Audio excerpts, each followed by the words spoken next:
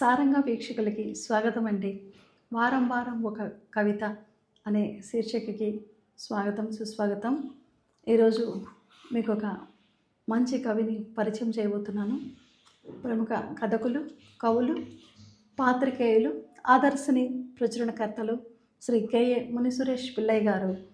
వారు మంచి కథకులే కాకుండా అద్భుతమైన కవితలు కూడా రాస్తారు.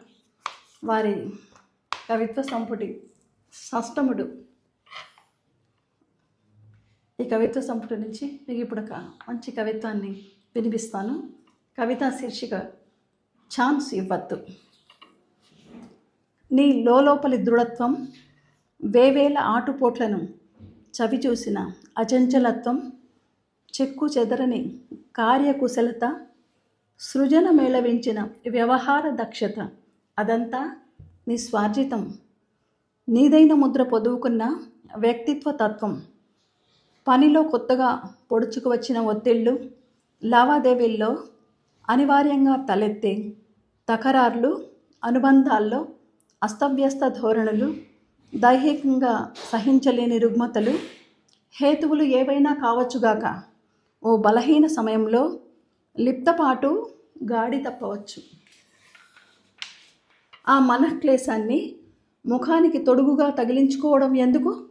నీదైన నిత్య వ్యవహారానికి అసంబద్ధ అంతరాయం కలిగించడం ఎందుకు?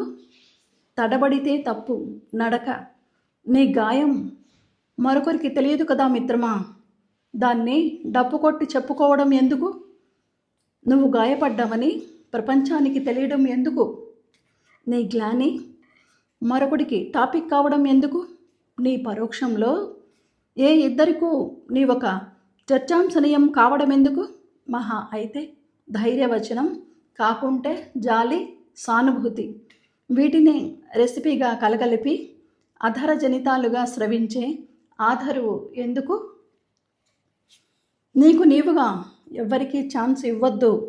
అనునిత్యము నిన్ను వెంటబడి తరుముతూ ఉండే కార్యభార సంరంభాలపై విముఖత తప్పదు. కానీ అదృశ్యము, అజ్ఞాతము కాపాడే కవచాలు ఎప్పటికీ కాబోవు.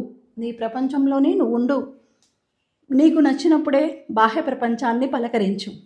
నీ వెలుగుల ప్రపంచం గురించి మాట్లాడుకోవడానికి ముసుగులు తొడుక్కున్న వెలుపలి విశాల ప్రపంచానికి ఏమాత్రం ఛాన్స్ ఇవ్వద్దు.